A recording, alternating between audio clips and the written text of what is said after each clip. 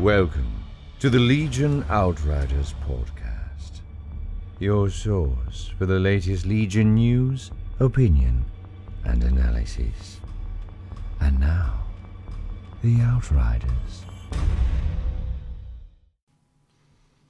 Hello, Outriders, and welcome to episode 139 of the Legion Outriders podcast, a podcast devoted to Star Wars and Star Wars Legion. I am Outrider Matt, and with me today, of course, the classic Outrider Dan. How you doing, sir? Yes, no outsiders here, only no Outsider Dan this time, and we're a little bit late getting this episode out, but there was some legitimate scheduling issues going on, but we're happy to be in the studio recording today. Yeah, we had a great game of Imperial Assault last night. Oh, we did. Yeah. Well, we'll talk about that here in a second. But I want to mention that we've got Monsieur Keegan from Six Supply joining us later because he's going to be picking up the slack where I dropped it in the Lone Star Open coverage, so we'll be checking in with him later in the podcast. But before we get started, we'd like to take a second to thank our patrons that make recording and publishing the show possible. If you'd like to support the show, head on over to patreon.com/Legion Outriders. Also, we've got a really good announcement coming up later in the show about some exclusive rewards coming to our Patreon members, so stay tuned for that. On today's show, what do we got here? Well, we were just talking. We just had we broke out the Imperial Assault again last night. It was good to bring that back. And first time trying the app actually. Yeah, that was really exciting. We were trying to get a board game day together yesterday, and Areco.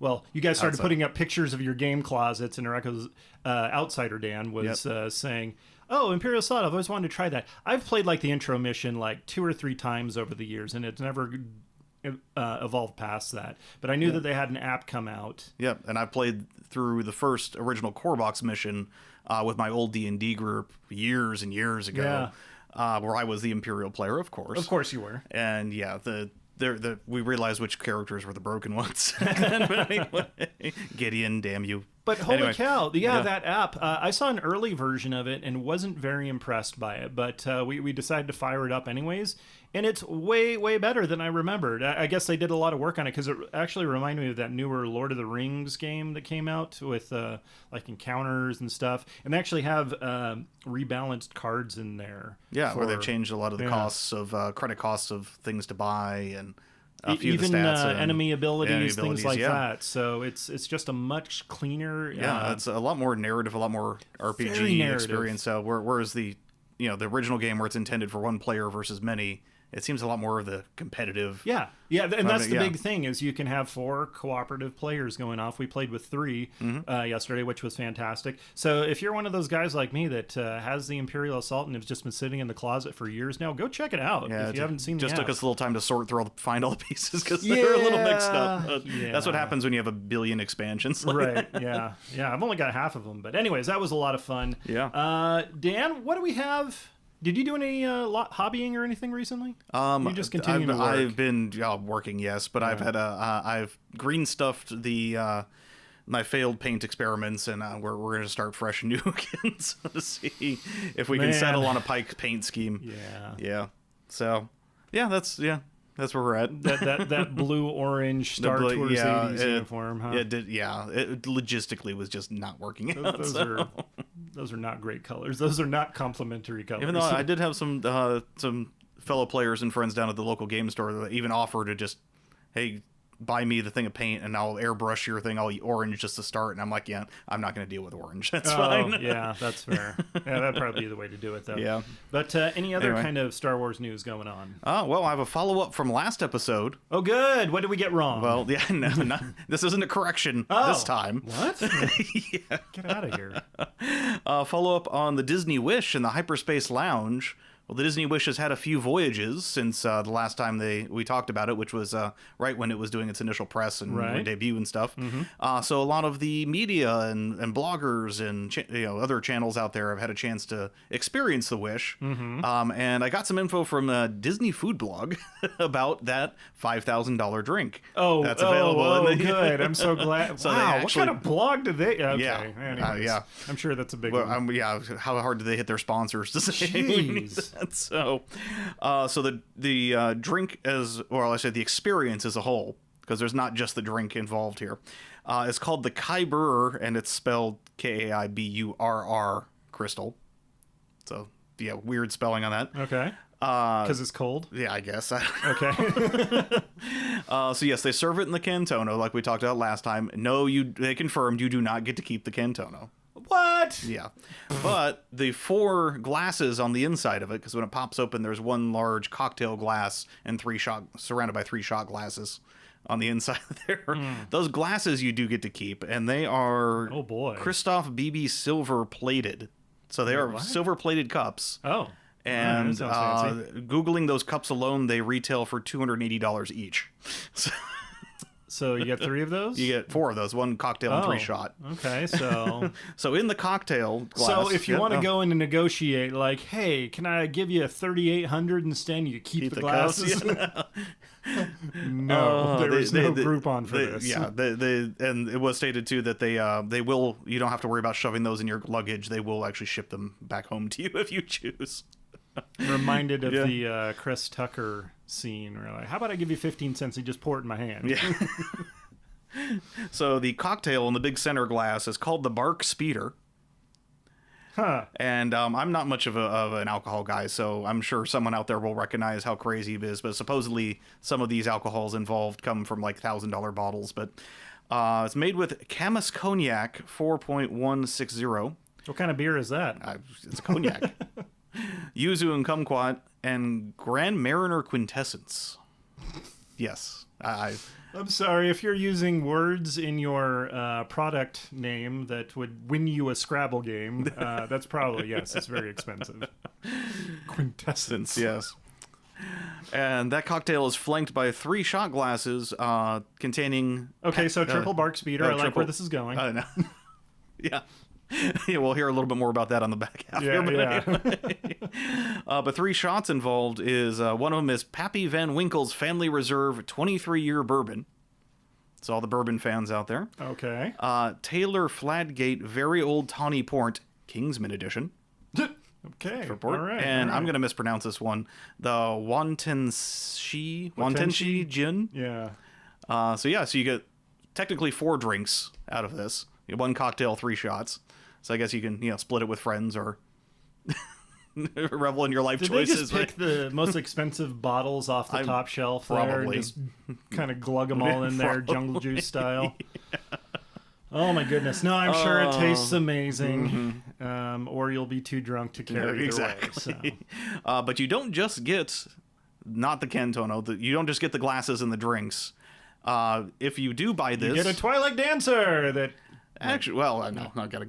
The experience of it is the Cantono is delivered by 2 of the ship's officers. They didn't say which officers, but they say yes. Yeah, okay, all right. You also get a bottle of sparkling wine from Skywalker Ranch.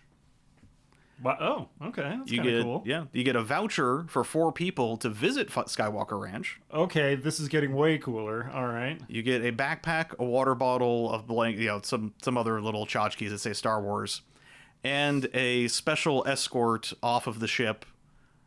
They said from Get the out thing. of here. We got your money. You're done. Not so much that, but you get to skip the normal debarkation line, which of course is usually with most cruise ships a huge, crazy crowd of trying to get off the ship. I imagine. So you get to skip that. And supposedly it's Star Wars themed.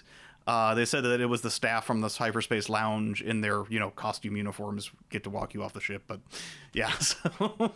Throwing rose petals. Yes.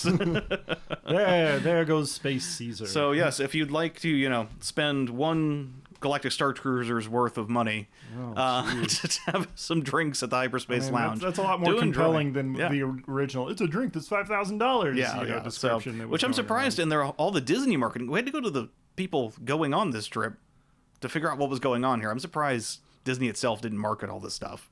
Huh.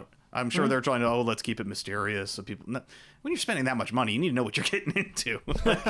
Or are you really their target demographic? Yeah, true. I mean, if anything, Disney's shown that their target demographic is the people that can just throw down this. But anyway. Yeah, that's fair. Oh, but the rest of the news I have, unfortunately, is bad news. Is it? Well, we'll start with the least bad of the news. Andor trailer dropped, and that's not the bad part of the news. No, that was a great looking great trailer. Yeah, that trailer was really good, actually. Yeah. Bad part is it got pushed back 3 weeks, so it's now coming out on September 21st, as opposed to August 31st. Oh, the one upside with that, though, they're giving us 3 episodes on the release date, as opposed to just the 2 announced. Did they say why? No official thing why, but of course, everyone looking at the schedule. Rumor mill. Yeah, Okay. well, not so much rumor, but if you look at the schedule of stuff coming out, Yeah. around that same time, She-Hulk is launching, House of Dragon is launching, Rings of Power is also launching. So I think they're trying to distance it from all those other Make sure things it coming stands out. out. Right, so Okay. it stands out a little. There's not so much, crowding for that. And I mean, That's good because I'm going to be busy watching all those other shows anyway. Yes. So thank you, Disney. so not just from competing ones, but She-Hulk is also landing on Disney Plus. So I don't think Disney Plus themselves wanted to cram a bunch of things landing at the same time. Yeah. One thing I did learn, though, this was the first series not to use the volume. What? So all the sets were practical. And look at the trailer, actually. Look back. It does seem a lot more depth to a lot of their sets and backgrounds. It didn't seem just as flat. A lot of location shots. Yeah. And now I'm thinking back. Okay, that's cool. Yeah. The volume, it works magic, but sometimes you need to, go out to the deserts of Tunisia and put on your pink shorts and just do some work. Yes, exactly. Well, look, the Mandalorian stuck to planets that were just kind of, horizon, flat to horizon, like, Tatooine and Behold the brown. Yeah, exactly. Yes. So, and unfortunately, the real bad news. Yeah. Have some video game bad news. I'm very sad about this. Zynga. Wait. Zynga has announced me, sir. Okay, I'm that not Star Wars this. Hunters, this is now the official podcast of Star Wars Hunters, release date has been delayed until 2023. So it's not coming out this year, unfortunately. Even though it's already in soft launch in a few regions out there. So well, I got to test their marketing, see how much they can get away with charging. But no, as you said, I did bait and switch you a little there. Unfortunately, the Knights of the Old Republic remake has been announced as indefinitely delayed. And the story, and this was in Bloomberg, so actual, reputable journal, as opposed to, just not moviepoopshoot.com. The heck is the internet? Said it was delayed after the Spire, of course, the producer of it, their media art director and their design director were abruptly fired after showing the demo of the game to production partners Lucasfilm and Sony. So, jeez. Yeah, so something is not right there. I don't know if it was the design, if it was the gameplay, what's going on. But yeah, so... Maybe they just hate having fun? I don't know, so... Wow, how bad does your demo have to be to just get outright canned? Well, I mean, the people outright canned. Then the game put on shelf. So I'm that's sure a they're... damn yeah, shame. which probably they're going to have to bring in, more people or a different studio and restart from the ground up if the way that's actually things happen. Let me pitch an idea here. Not EA. Oh yeah, no, this EA is not wasn't currently. EA, Yeah, but this I'm wasn't just saying, EA, if and they need to EA go is, shopping somewhere else. How about not EA? Yeah, everywhere we've seen so far, EA is not involved with this, which is good. Okay. Then again, I don't know. That it really is too bad because KOTOR was a hell of a game, and yeah, everyone was really excited. Seen an updated Honestly, version. I think they announced it way too early. They got our hopes up way too early. Yeah. Like if they had not announced it and then this would have just gone under the rug, no one would have known or That's noticed. fair. Or yeah, because it takes a while to develop games. Yeah, so current projections are looking at this probably will be hitting like 2025 at this point now. So, hey. All right. Yep. So, anyways, well, on some better topics, some brighter topics here. yeah, We got a lot of news out of Gen Con. we did. No, we didn't. No, we actually. didn't. Yeah. No, sorry. That was Yeah, so- part of the calculation into maybe you should just wait a week, and so we'll have all the Gen Con news to talk about. Yeah, we were expecting. So. Womp, womp. Yeah, so AMG was there. I mean, just according to the schedule, they had a booth, but no news, no announcements, no promos. And according to I was watching Crabbox streams of Gen Con. Apparently, they didn't even have a store. They weren't selling anything. That seems So because I mean, there was some speculation that swoops might be available early there. okay. But they just never materialized. So, Oops. yeah. But don't worry, because there was another giant game convention that we got some news out Game of. Something. convention? Yeah. Yes. The Sidakaka. Yeah, the San Diego Comic-Con. Wait, Comic-Con? Yes, which was the week What? before Gen That's not Con. a game convention. Yeah, so the weekend previous, which, yeah. I mean, okay, sure. They announced it's a giant, just pop culture media conglomeration now, but... And, I mean, they did, I think Simone announced during the last Ministravaganza that they would be present at Comic-Con and have a room and were they do selling game pieces there? Actually, I have to go back and look and see if that. Anyway. But anyway, they did announce at Comic-Con, and we're figured, like, what do they have left to announce after the last Ministravaganza? Our good friend Cody. Yes! Commander Cody. Everybody's doing a great job except for you, Cody. Yeah, no, I'm very excited that Clone Commander Cody is making his way onto the tabletop finally. Yeah. It's only a matter of time. And in an interesting way, they're packaging, too, which we'll get to that in a little bit here. Okay. But they showed off his stat card in a very, FFG classic style. The slide they showed was just, the spread of cards, and unfortunately corners of cards overlapping and things. So unfortunately, we couldn't get all the information about it. No command cards either. Chestnut. Yep, I mean, it makes it fun speculation. Does it? Yeah. Oh well. It keeps the kids from loading it into Tabletop Simulator and already figuring it out and breaking it before and it this actually way comes they can out. dribble out some of the information at Gen Con the following week. But anyway, I 105 kid. points for Cody. Okay. Which is not bad. He has a training slot, a command slot, and a gear slot. And that's all we And know. all we know because there's a card covering the corner of that. I would anticipate he has a communication slot at least. Comm slot. I mean, he has that little antenna on his shoulder, so I assume so. I mean, in the classic, the holoprojector and everything. Yep. Order something. And here's where it gets crazy. Because for 105 points, even naked, no command cards, no upgrades, free action observe 2. So just throwing out 2 observe tokens. That's like giving a free aim, essentially, because you get to reroll 2 dice out of that. Jump 1. So he has that tiny little jetpack, the little one with the little tiny jet on it, not the big Arc Commando jetpack. Take cover 1. Direct vehicle. Oh. Veers is sad. Maybe someday, Veers. Yeah. And target 1. So if you direct vehicle and then target himself, he gets an aim. It's just crazy.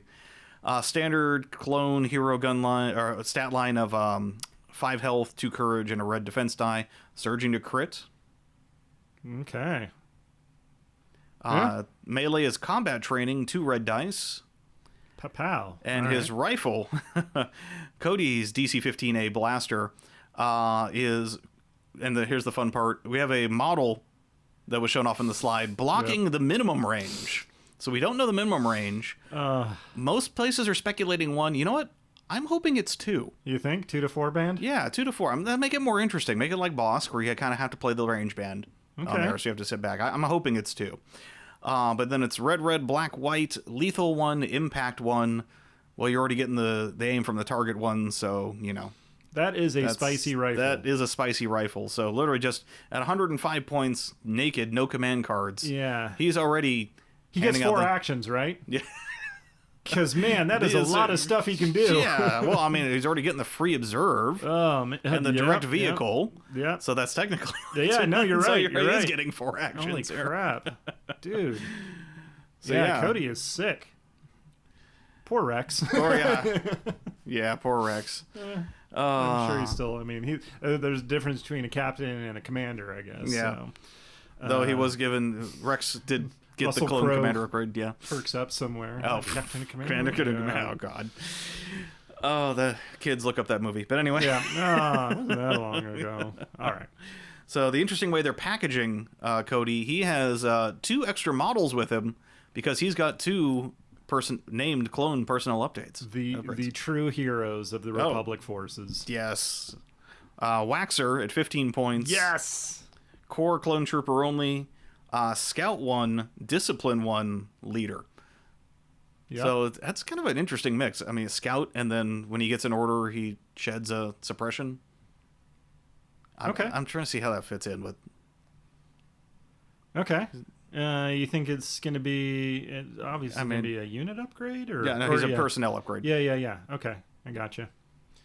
So, but without Waxer, I mean, that's only one half of the equation there. Oh, yeah. So, Boyle, which, of course, in the card spread, his card was oriented in a way to show what the points were, but they didn't have the projector quite centered on the screen. Oh. And it actually fell off the edge of the screen. Good Lord. So we're assuming it's 15 points, just like Waxer is. Yeah. Clone Corps Trooper only, and Guardian 1, Scout 1, and Leader. This is cool. I So really like this. you want a Core Squad to be Guardian? Huh? I mean, why not? An upgrade card. I'm assuming you're going to want to put on Phase 1s, because Phase 2s, you're just losing the health point for spending the money to lose them. I don't know. I like it. I think it's very fluffy rules. I really like these guys from the show. They have a really fun character arc and show up in multiple episodes. This is a nice way that they can insert lesser named characters into the game, because they're not going to Lesser? How dare you, sir? Well, yeah. Were you expecting the Waxer upgrade expansion box? No, I really wasn't. I gotta say, but I'm very happy that they're here. Yeah. And one other thing that the community is saying, like, oh, hey, this is the clone commander that they announced is going to come out alongside Ahsoka. Honestly, I don't think he's going to come alongside Ahsoka. You don't think so? No. Why's that? Ahsoka had a prototype model. This they were showing off with a already studio painted production model. Well, it's a clone, so...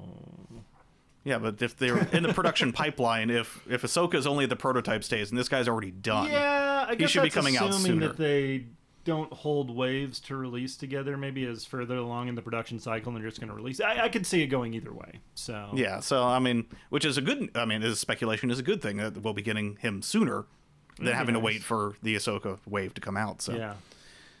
So yeah, extra Republic reinforcements would be most and of course, yeah. So the all the GAR players who were the wailing and gnashing of teeth during Ministravaganza, we got nothing. Well, you guys got something. It just had to wait a week for Comic-Con. You got 3 somethings there. Yeah, and speaking of Comic-Con, slightly going back to Star Wars news, there wasn't that much Star Wars news out of Comic-Con, but there was a crap ton of Marvel news. So I'm really surprised that. Well, that would make sense for the Comic-Con to have all the Marvel stuff. Well, we got it all Star Wars has already hit. I mean, yes, we did have Celebration recently, but Ministravaganza, which they just But I'm just thinking Star Wars in general. Like they think they had they talked Andor and the Acolyte, but right, yeah. No upgrades of what's Taika Waititi's movie doing. I don't think he even knows what it's doing right now. What's Skeleton Crew doing? They've already said that's in production. Like we're going to be one of the most expensive shows that they've done so far. Yeah, so like come on, you have this. I know we just had Celebration, but you have another time to do more media and get the next Star Wars Celebration in London in April. So yeah, I'm surprised. Even if they were just rehashing the same stuff they already showed off, they had an opportunity to at least get some marketing out there. So I'm surprised they didn't take advantage of that. Yeah, they should have talked to you, Dan. Tell you how it's done. So yeah, that's what we saw at Comic-Con. I mean, there was lots of cool merch shown at Comic-Con. The Hasbro booth, they've got this new line of like the old Action Fleet style ships. You remember those? You don't remember the Action Fleet? No, they were the bigger than Micro Machines. Okay, and they came. Yeah, that was my childhood, I guess. Okay. We had Kenner, and that was it. Yeah, okay. Because I'm old. Anyways.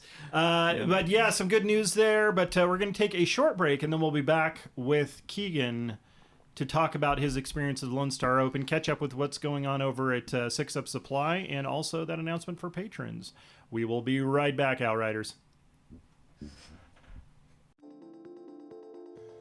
Hey guys, Matt here to tell you about our friends over at 6 Up Supply. If you're like me and don't have access to your own 3D printers, 6 Up Supply has you covered with a whole suite of printing services to bring those awesome files to life. The Outriders are proud to be partnered with 6 Up, and you could find special themed terrain, gear, and tokens with a big discount for Patreon members in the Outrider Central section of the website. And that's not all. You can also get terrain bases, game supplies, tools, LED kits, and more. Stuff is being added all the time. So stop by the number 6upsupply.com and use coupon code OUTRIDER to save 10% on your next order, and let them help you up your game. You are receiving the Legion Outriders podcast. Ending the transmission now would be most unfortunate. And now, the Outriders. Welcome back, Outriders! We are here in studio and also in somebody else's studio with Matt, Dan, and Mr. Keegan. Mr. Six Up Supply himself is going to be joining us on the show today. How you doing, sir? I'm doing great, Matt. I think it's been 2 years, and you just nailed Six Up Supply properly pronounced on the first go. So it's a great day for me. I was thinking about doing it wrong intentionally, but I think we've sailed past that joke. But anyways, it's great. You got to do what I did not. You went to Lone Star Open, so you get to be our man on the ground in that. But first off, what have you been up to? What's Six Up Supply been doing? What's new and exciting?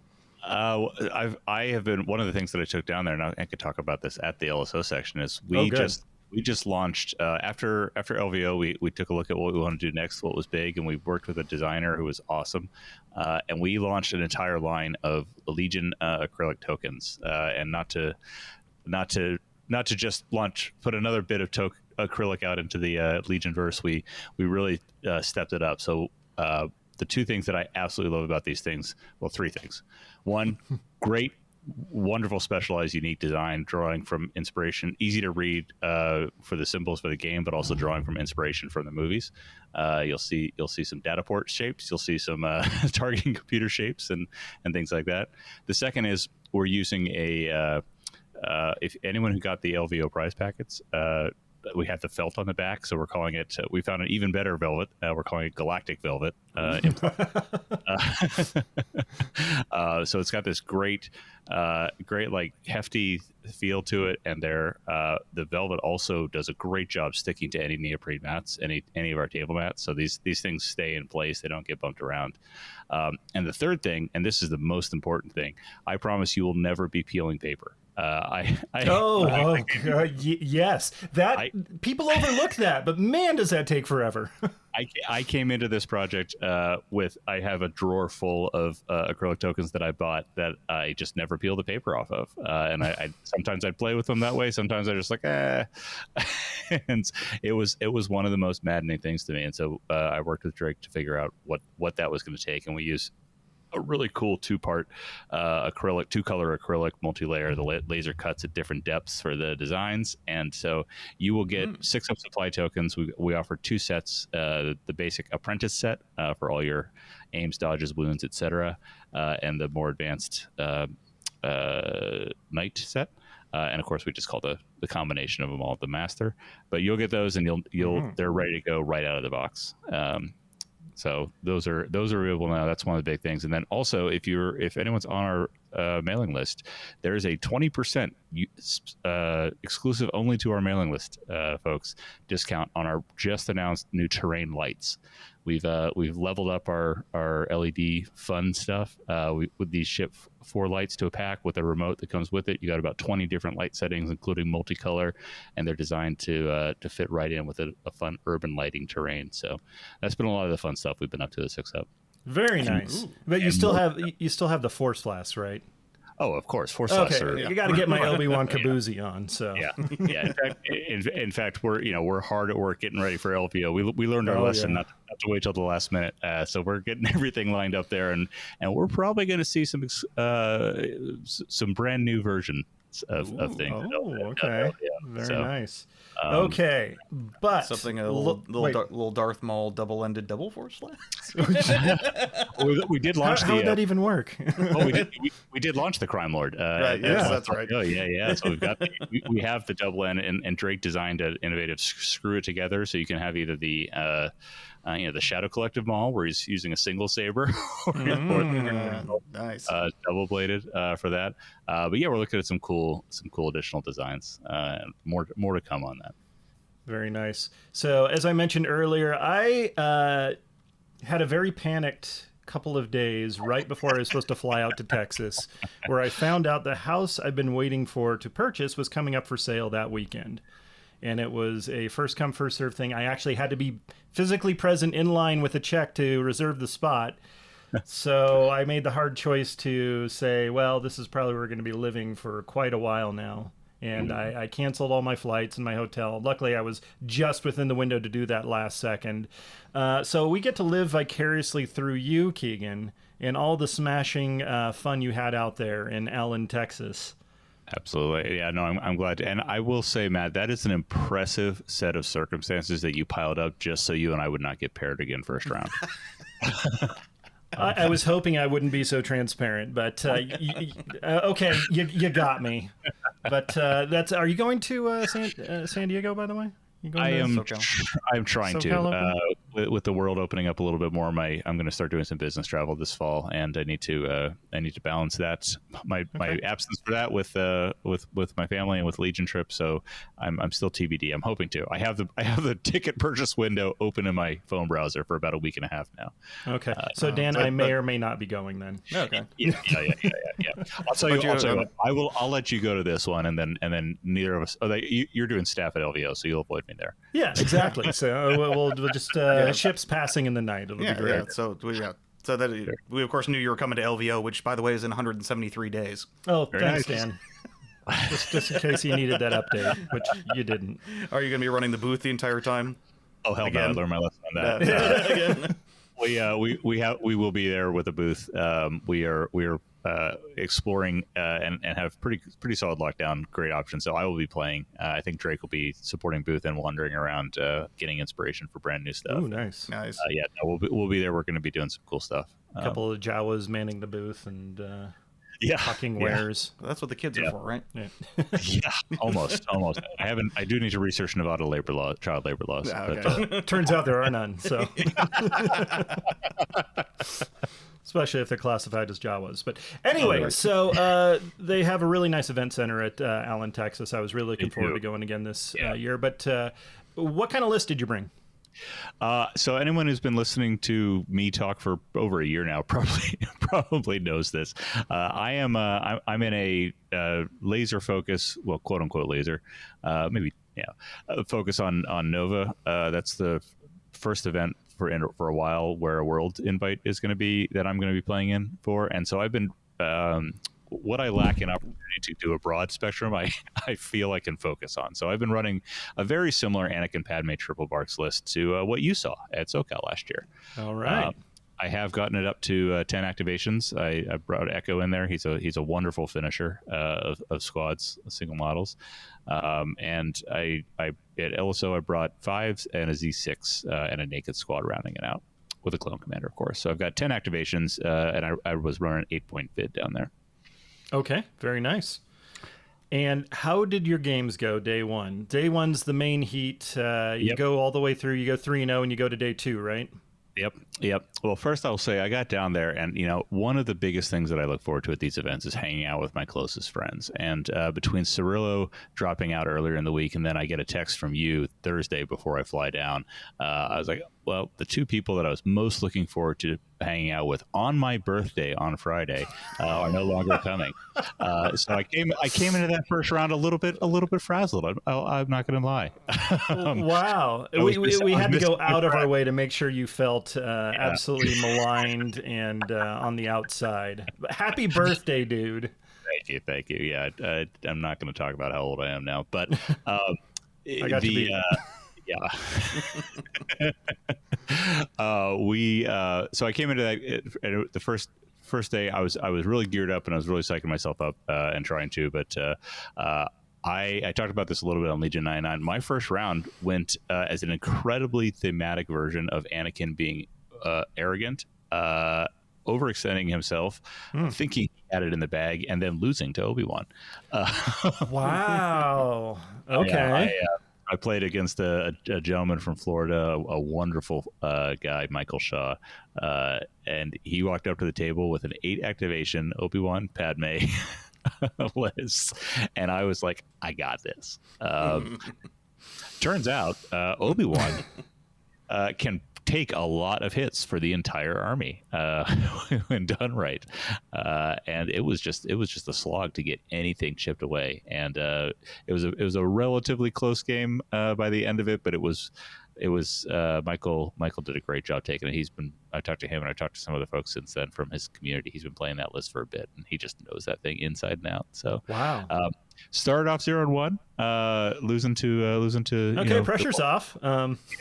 Yeah, exactly. Yeah, I guess so. That's not happening. I was like, okay, well, but a full 64 didn't show up, so maybe 2-1s are going to get through. So I got to wish Michael the best for strength of schedule and not drink into my second round. It's the classic submarine tactic. Exactly. Yes. Yeah. Yes. The crossing the fingers. My second game, I got to face one of the Shadow Collective lists, and it was the first time I'd ever actually faced Shadow Collective as a battle force on the table. It was a Bosk CAD bus with Black Sun Enforcers inside it, and then a whole mess of pikes floating around. The bus was in full support mode, no weapons, just healing and having fun. And started off that one. I think it was hemmed in, and I was red. Oh, that was the other thing. 8-point bid. Came into this whole thing with a lot of confidence that 8 points was going to give me my objectives. Red every single game. Wow. Okay. Now I do think there was some variance into that. I talked to I think Bushfax had like a 3-point bid and he was blue every single game. So it was the average I believe was in the 4 or 5 range. So I just pulled the higher bid players in my run day one. But I was red side on hemmed in. I put my Barks over in one corner. I put my Clone Forces in the other. Tried to split his attention up a little bit. He dangled Bosk out to try to get an early cheap bounty, and I again got a little overconfidence by wiping Bosk off at the top of turn 2, and then I just underestimated how much that bus. Excuse me, how much that bus can just kind of block stuff and get in, and how just sticky and annoying those pikes are. Whole new respect for all the stuff that we've been hearing about pikes dodged up and all the fun. So yeah, they seem pretty fun. Yeah, they were fun. Had a couple of good hero moments. I had a turn where I was gonna because with CAD and the bus and the Black Sun Enforcers, he was going to be able to block my payload. I had to do a Medal of Honor run for my naked clone squad just to get into a range 1 and push that payload one more time. But he did end up stopping my payload. I think 3 or 4, and I was not able to stop his on a turn that I thought I was going to keep it even. And I did my one thing, and I talked about this on Legion 99, but it's so much fun. I'll bring it out again. CAD versus Padme. They launched at about the same time. They have mirror command cards related to moving suppression around. Padme takes it away from units and can gain dodges. CAD puts his own suppression out on people to put immobilize and suppression, or mobilize, I think. And we ended up playing those cards on the same turn. He had like 4 suppression stacked on CAD. And he was in melee with Anakin, and so he was about to try to dump all of that suppression onto CAD. However, the timing works out, and Padme's card is not take suppression from friendly units. It's take suppression from any trooper units. So I at the top of the activation phase, because CAD's is when he actually activates. Top of the activation phase, I took all of his suppression onto Padme. I got a couple of dodges for my pleasure, and neutered his card nicely. So that's a 1 in a million counterplay. Yeah, no, it's classic.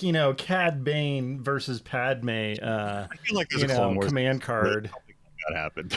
Oh man, yeah, the Cadme situation, the Cadme gambit. Yeah, and that was against a great guy named Travis Brees. Very nice. So it sounds like 2 close games so far. Two close games, 2 losses, good lessons learned. And going into the third game, I played a guy named Ryan Bishop. I think he's Jim Jam on the Discords. And Ryan, I said it on Legion 99, and I can't say it enough. Ryan is by far the Sportsmanship Award winner in my book for this event. That's always really good. Yeah, it was just such a great game. We were both 0-2. We were both there to have some fun, but also play some real Legion. He had a CAD list, CAD droid list. I had, and we ended up doing Long March and Recover. Flopped to it, and he was like, "I feel bad doing a Recover with CAD for an 0-2 game or a game 3." And I was like, "Nah, man, do it. Let's see what happens." And so it ended up being a full aggro. clones marching across the long field, just doing dumb stuff with Anakin that paid off. But we got down to the very end, and we were just shuffling boxes around in his deployment zone, moving. It was that final activations. The table right next to us is Florth the Dwarf and Zeus Juice, Matt Bronson, two incredibly competitive players, much more interesting high stakes game than ours, and so there's a massive crowd around that. But meanwhile, we are also going past time into the 15-minute slot time, and it's coming down to the last bit. And we talk about time, we talk about slow play, we talk about accidental and intentional, yada yada yada. None of that. Like, Ryan just crushed it as we're coming in. He could have just done the basic things of just having his turn. And there would have been one less attack that I could make to kill off Cad to make him drop 2 boxes, and he would have won the game. This guy sees what's happening. He's got a couple of activations that he's not really going to do anything with. They come up, I finish an activation, he just reaches across, flips his token, and says they're done. So I've got the dice in my hand for that last attack. Wow. I literally drop my attack dice. They hit the dice tray, and the judges called dice down. Wow. I look at Ryan. Ryan looks at me. We both look at one of the judges. The judge looks at Lupo. We say, "What do we do?" And Lupo says, "Finish the attack."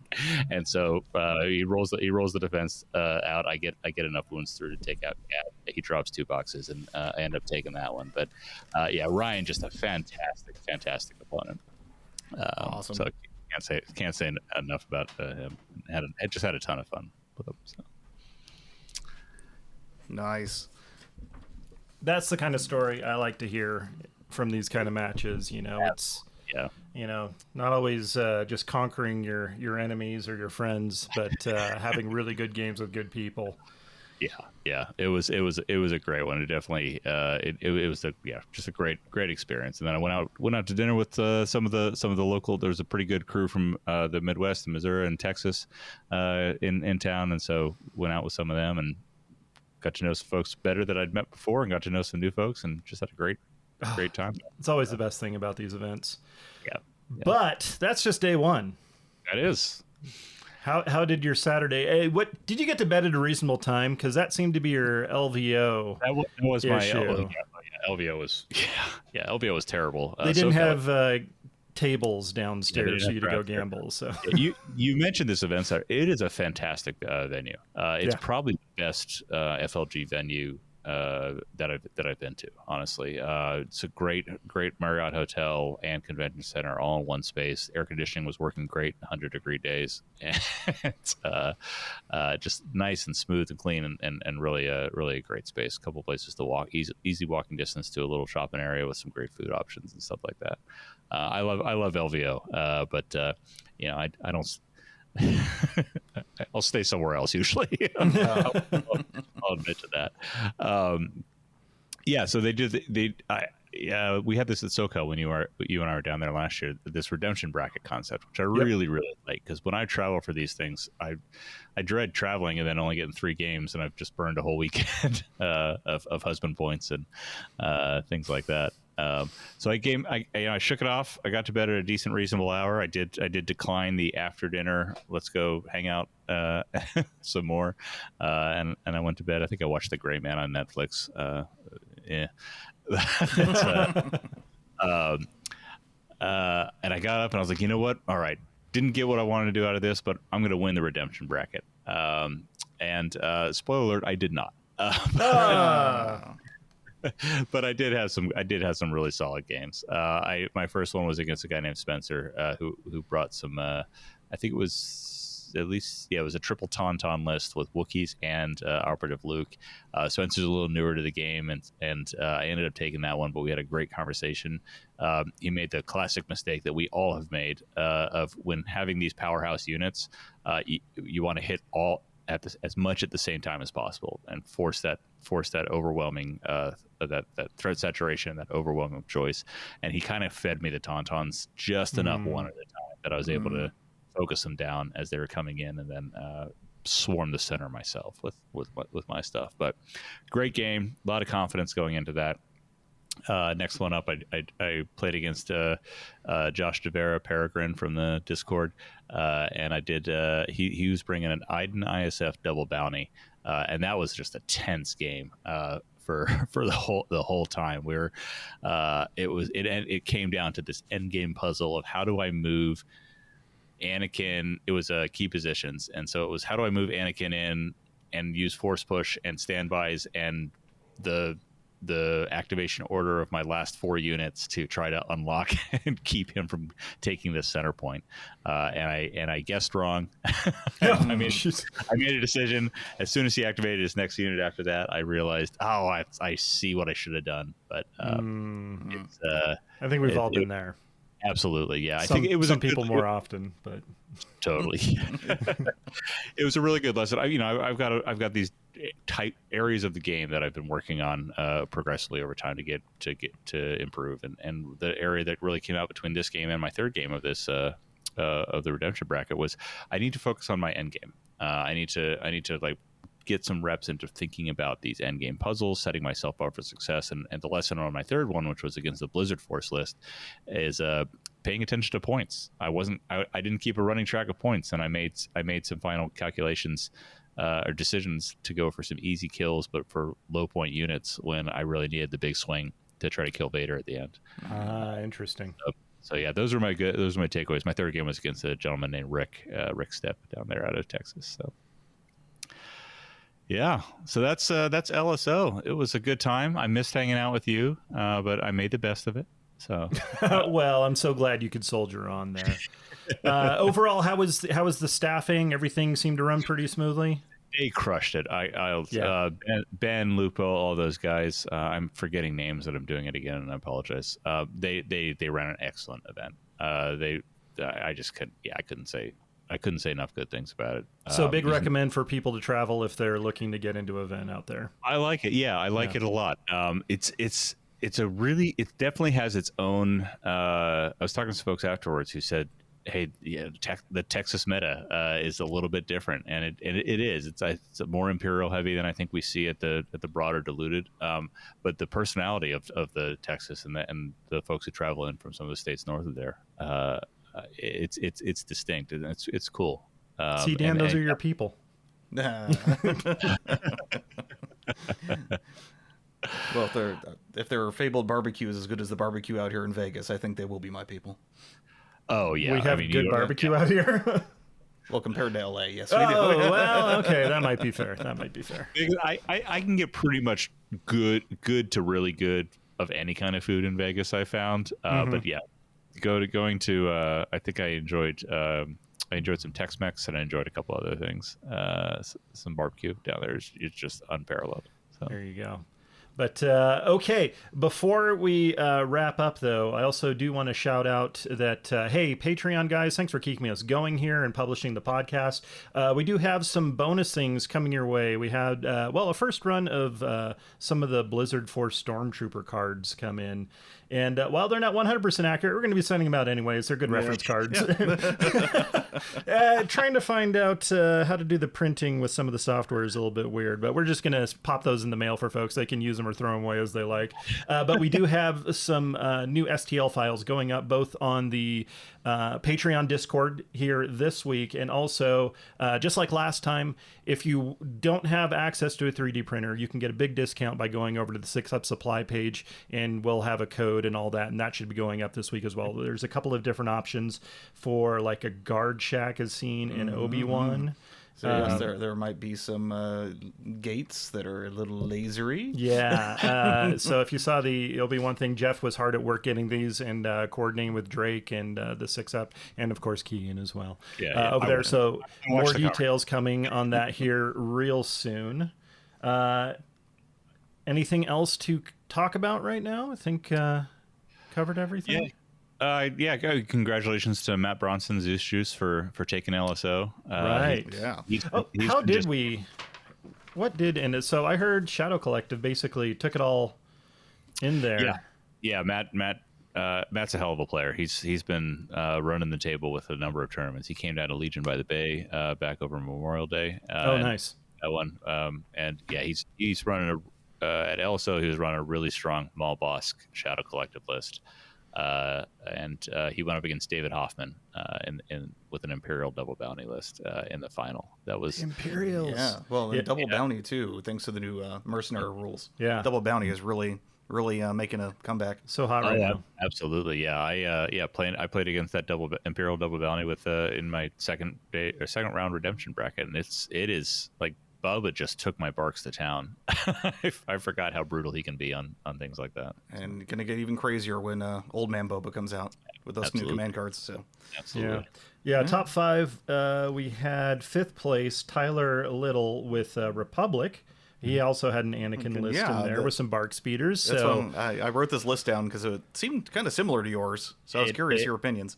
It is. He is doing it without Padme, which is and he's got endurance on Anakin, where I have actually he's got stance and endurance, and I've moved to up close and personal, and I'm blanking on my other training slot. But I'll figure that out later. Overwatch, because I love. But if he doesn't have Padme, he wouldn't need Overwatch on here. So, I love range 3 standbys when I'm standby sharing with Anakin. It's just brutal. That's disgusting. Yeah. It's been tomato. Yeah. Yeah, and up close and personal with him just generates a ton of dodges, especially when I'm getting some of those double attacks off of standbys. Clone Commander's the same. I think I've got Vigilance on mine. He's got 5s. I'd love to see another 5s player. Where he doesn't have Padme, he's getting himself up to 10x with additional heavies. So he's got the RPS on one of them, and he's got 2 Z6s. My list is actually evolving to be a little bit closer to this. I'm keeping Padme, but I'm actually dropping 5s to do. I'm putting an RPS in. The same loaded out one that you faced a year ago, Matt. The RPS with the Clone Captain and Overwatch on there. So I'm going to have 2 Overwatch. That was nasty. Yeah, and especially watching Gen Con. Especially watching Gen Con this weekend, and I think we're seeing some Shadow Collective buses, and I need to bring that impact back in just to be ready for it. So. Okay, yeah, and just to quickly go over the rest of the top 5 there, we also had another Shadow Collective in 4th place with Colton Evans. 3rd place, Alex Gregory with Imperial Blizzard Force. So that's 3 of the Battle Forces or Shadow Collective that made it into the top 5 there, which is coming out of the gates really strong there. I'm really surprised by that. And then, of course, we talked about David Hoffman with the Imperial in 2nd and the Shadow Collective in 1st place. Yeah, hell of an event, it sounds like. Yeah, it was a great one. Great setup. Look forward to the future of those. So. Okay. Well, Keegan, I know people can find you over at sixupsupply.com. Where else can they find you out in the verse? You can find me on the Discord, Mitrokin. I think it's hashtag 9051. I don't know. I say it at the end of every Turn Zero list, but I apparently forgot it. I'm the only Mitrokin that I found, at least. So find me on Discord. I'm pretty not on Facebook these days, so you can try to message me on there. But it's hit or miss. And then, of course, I mentioned Legion 99 and Turn Zero lists. So those are both in the same podcast feed, wherever you get your podcasts. Perfect. Yeah, make sure to check them out. Dan, how about you? Well, I'm Dan Tech on the Discord, or Outrider Dan in the Legion Discord specifically, and hanging out in yours Twitch streams. Thank you very much. Yes, you can find that at twitch.tv/captain_archer and on Twitter at GRN_archer. Thanks again, everybody, for hanging out, and we'll catch you next time, Outriders. This concludes the current episode of the Legion Outriders podcast. You may cultivate a tactical advantage by observing the Outriders on Facebook or Twitter at Legion Outriders. Wisdom advocates subscribing to the podcast. Acting otherwise is reckless.